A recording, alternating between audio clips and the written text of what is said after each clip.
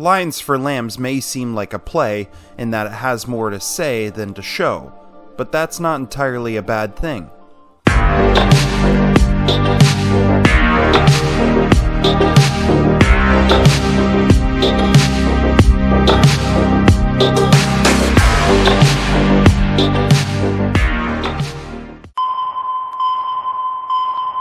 Canada be damned. I'm going to the Klondike. The Klondike is Canada.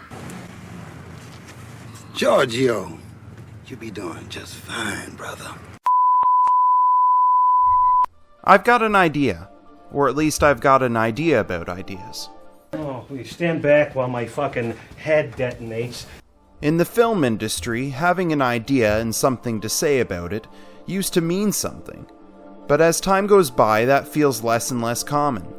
Perhaps the knee-jerk reaction would be to blame the Hollywood blockbusters, but that wouldn't be entirely fair. As much as I've grown tired of many of the franchises and feel beaten down with superhero fatigue, the Hollywood dramas seem no less lazy. So long as they're so depressing, they at least garner a nomination for some golden award. If they're Oscar bait, they only need to have the facade of having thought-provoking ideas. Other than that, they only need to be released in December, and the highbrows will be pleased with the semblance of having said more than their summertime counterparts. But the truth is, the films which are truly worth the praise of having said something aren't those which come out in the year's final month. Most of the time, they're released any time during the year, and their themes and ideas are the film. There's no spectacle to dazzle up its shortcomings. It's just real-world, blunt force concepts. Rome is burning, son. And the problem is not with the people that started this. They're past irredeemable. The problem's with us, all of us, who do nothing, who just fiddle. 2007's Lions for Lambs is one such film, which dabbles with serious ideas. But before we get into that, a little background on the film. Lions for Lambs is a Robert Redford film, which has him both in front of and behind the camera. He's not necessarily the main character because there is no main character. Instead, what we're given is 3 overlapping stories, which in some distant form intersect. Redford plays a college professor by the name of Mally, and he's meeting one of his students, Todd, played by Andrew Garfield.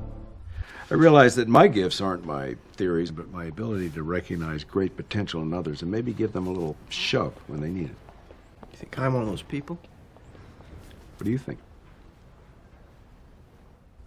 Todd's academic involvement is lagging, and so Mally regales Tom with some anecdotes which he hopes will set Todd back on track.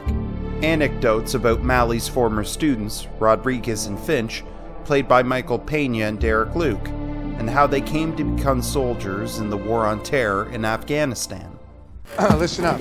Whoa. Lieutenant Finch, you and your boys good? Roger that, sir. How's that knee? Ready for that 15-mile hike. Glad to hear it. Rodriguez? All up, sir. They're left stranded atop a mountain before they're able to execute a brand new mission, which is the brainchild of Senator Irving, played by Tom Cruise. His story, much like Mally and Todd, is a simple one-on-one sit-down, only Irving is sitting down with journalist Janine Roth, played by Meryl Streep, who is being groomed by Irving to write a story on the very operation Rodriguez and Finch are simultaneously trying to execute. What is this? This. This meeting. This is my honest effort to keep the press better informed and to change the subject from the past to the future, acknowledge mistakes, and talk openly about ways of fixing them, step by step. All 3 of these stories take place within a very strict window of time, and the same can be said for the film's runtime, which clocks in under 90 minutes. It makes sense because it's very much a dialogue-heavy movie, which usually doesn't favor the 2+ hour runtime. Still, within that short runtime, Lions for Lambs doesn't shy away from lengthy discussions about real issues. What happened to you guys? When did you all become a windsock? A what? Windsock. Blows with the prevailing breeze. When did you start confusing majority opinion with the right opinion? Sort of like when we supported going into Iraq? Or just load yourselves into the breach, huh? Or sit on the bench. The men who lead are the ones that do work when there's work to be done. Will you step up when you need it? Or will you just sit back and let the other people do the lifting for you? Just simple questions. With potentially really awful answers. Between politics, combat, journalism, and academia, Lions for Lambs casts a wide net over several issues.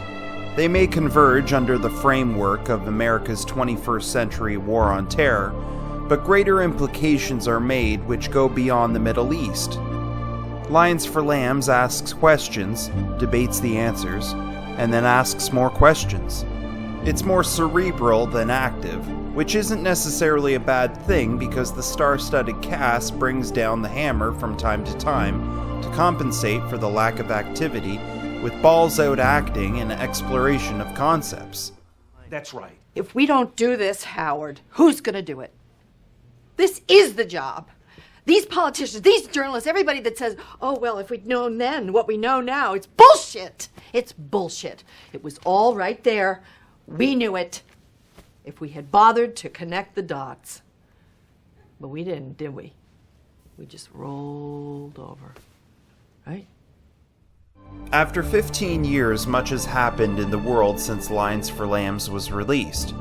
The US has pulled out of Afghanistan, and media is far more fractured than it was in 2007. Yet in the context of Lions for Lambs, the themes and ideas presented within still have relevance. The specifics may be dated, but overall, its substance still has significance. It's for this reason I can't help but feel cynical about how certain films tragically fall under the radar. It's a big reason for why I created this channel. Although it doesn't rely on the razzle-dazzle of movie magic, Lions for Lamb's strong suit is entirely the bare bones of its writing and acting. These factors act as such strong pillars, it doesn't matter that the other elements like the score and cinematography are nothing special. Simply being adequate for a film like Lions for Lambs isn't a knock against it, because being flashy would merely draw attention away from its true strengths, having something to say. And perhaps I haven't said as much as I should about a film that says plenty.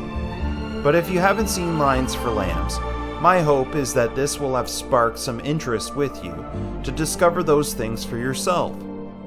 Maybe then you'll know just as I do now, despite its history, this film is certainly more lion than lamb.